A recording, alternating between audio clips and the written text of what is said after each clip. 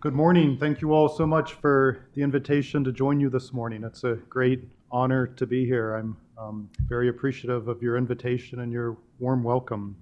I know in the gospel Jesus says not to prepare what you're going to say beforehand, but I have some notes, so strike one.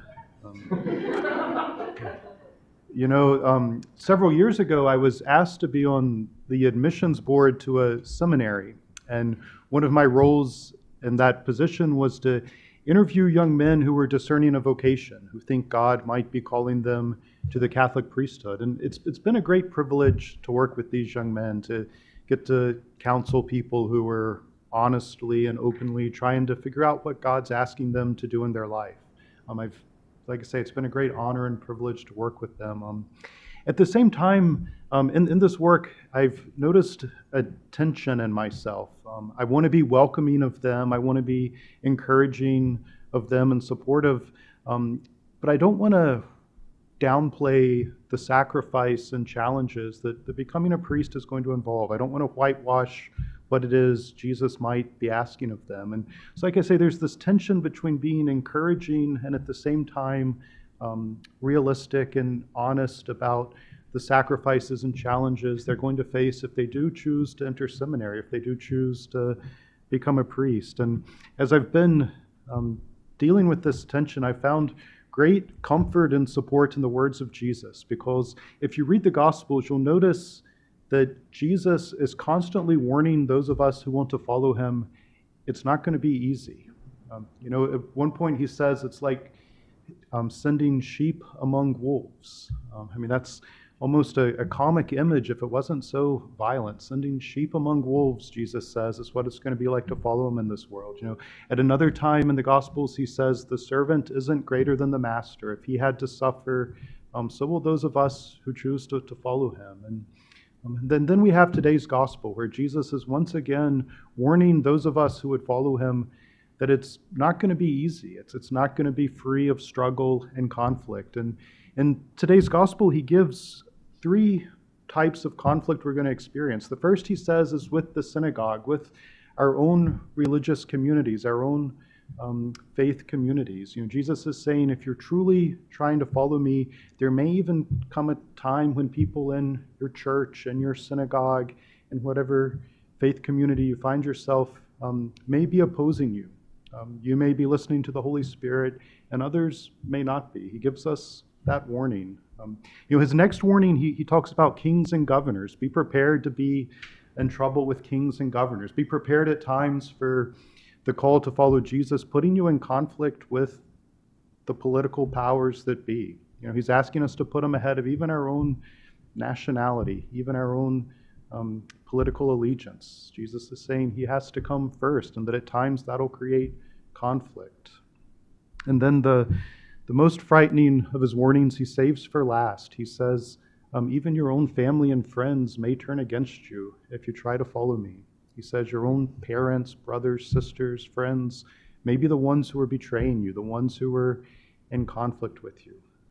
It's certainly a chilling warning that following Jesus isn't going to make our life automatically easy. Following God's will isn't going to be a get-out-of-jail-free card for every problem we encounter. He's instead warning us today of the opposite, that if we do choose to follow him, it's going to put us into conflict. And I think it's important that we hear these words of Jesus in the gospel. Like I say, before I was on this admissions board, before I was actually having to recommend that people become priests, I kind of glossed over the warnings. I never really paid that much attention to it. But then when you're actually having to invite someone to follow Jesus, having to invite someone to perhaps become a priest, you realize just how severe the warnings Jesus gives are, that it's not going to be easy.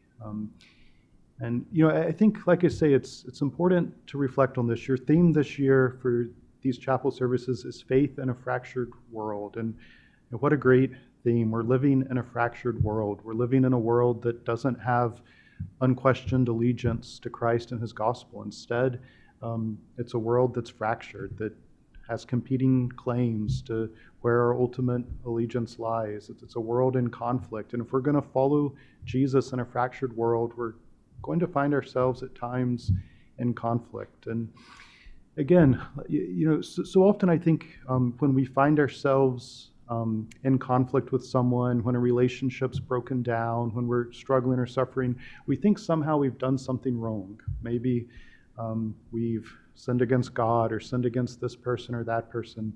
I think it's important to really listen to the words Jesus is telling us in today's gospel, that conflict is going to be inevitable if we follow him, that just because a relationship has to end, just because we find ourselves in trouble with someone or some group, it doesn't mean we've taken a misstep. It doesn't mean we've done anything wrong. In fact, it can mean the exact opposite. It can mean that we're being faithful. That at times the suffering we're enduring isn't because we've abandoned God. It's precisely because we're trying to follow God in a situation where others might not be following him. One of the tasks I do in addition to being chaplain here at Wake Forest is I work with Spanish-speaking Catholics in the county, mostly in Clemens and Forsyth. And I was at an event last night, and we had about 300 people sign up, and only about 70 or 80 were there. You may have heard in the news there's some border patrols and ICE is working. So some of our Latino families are choosing to stay home. And speaking with one of the families that was there, and they were asking me, they're undocumented, the parents, they were asking me, should they come to church, should they stay home? And they were saying, surely God's not going to let us be stopped and deported on the way to church. And I was thinking about today's gospel, and it's I don't think he gives us that assurance. Listen to the words Jesus speaks to us today. He doesn't say you're not going to have anything go wrong when you try to follow me. He's not saying you're going to be protected when you're trying to be faithful. He's telling us the exact opposite. He says if we do choose to follow him, there will be suffering, there will be sacrifice. And I told the family, I said, I don't think that's our faith. I don't think that's what Jesus says. I encourage you, if you're concerned about being stopped, maybe watch Mass from home rather than driving to church. And as I was reflecting on this gospel, I was remembering a quote from Mother Teresa. It's one of my favorite quotes. She tells us, God doesn't ask us to be successful. He asks us to be faithful. And I think that's what Jesus is telling us in today's gospel. He's not telling us by our success we're going to save our lives. He tells us by your endurance you will save your life. Perseverance in the Catholic translation.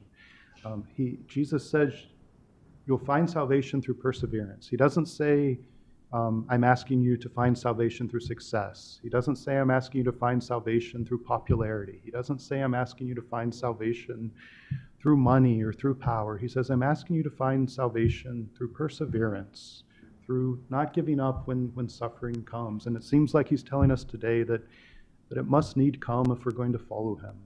And so I say, let's take encouragement from his words, and when we find ourselves at odds with a world that's not always seeking justice, when we find ourselves perhaps in conflict with someone, let's not immediately assume we've done something wrong. Let's be willing to realize this may be the price of following Jesus. This may be the cost of being his disciple. And I'll just close with this. I don't want to leave you on a downer. I was looking at the news this morning, and I came across a word I hadn't heard before. It's actually the Cambridge Dictionary's made it the word of the year. It's parasocial. Maybe some of you have heard of this. It was my first time hearing it. So for those of you who haven't heard, what parasocial means is it's a one-sided relationship that people often have with like celebrities or influencers, maybe AI, and it's when this person thinks they're in a relationship with the celebrity or the influencer, but that person doesn't even know they exist. You could have someone who could honestly say their best friend is Taylor Swift. That's the person they know better than anyone. And Taylor Swift wouldn't know they exist. Or someone who has a relationship with an AI bot or something like that. And it's called a parasocial relationship, a one-sided relationship where you know all about this other person, you do a lot for the other person, and they don't even know who you are. in today's gospel, Jesus is promising each of us that's not how our relationship with God is. He says, God knows each of us exist. Even the hairs on our head have been counted. He tells us that when we are suffering for his sake, God sees it. Even if no one else does, God sees it. He tells us that when we do find ourselves in these difficult situations, the Holy Spirit is there with us, even if we've been abandoned by everyone else. And so parasocial may be the word of the year for Cambridge this year, but as Christians, that's not our view of God. He sees and knows each of us, and he's with us always.